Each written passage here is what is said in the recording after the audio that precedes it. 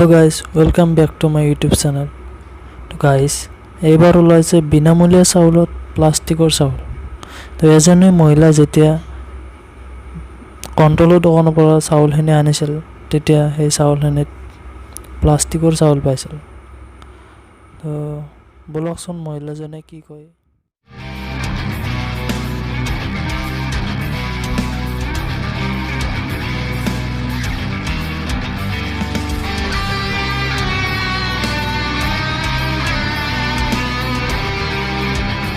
হয় নমস্কাৰ, মই আমাৰ বিনামূলীয়া যে চাউল সেই বিনামূলীয়া চাউল কণ্ট্ৰলৰ দোকানৰ পৰা আনিছিলোঁ। সেই চাউলখিনিত প্লাষ্টিক চাউল মিক্স আছে। আমাৰ এতিয়া সেই চাউল দেখা পাই আমাৰতো ভয় লাগিছে।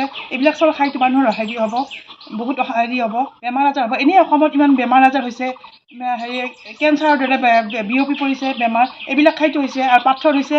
এই প্লাষ্টিক চাউলবিলাক আমি পৰীক্ষা কৰি চালোঁ, একদম মানে প্লাষ্টিকৰ দৰে ভাঙি গুড়া হৈ নাযায়। চাউল যেনেকৈ গুড়া হয় সেইটো নহয়, এইটো একদম প্লাষ্টিকৰ দৰে একদম বিজল।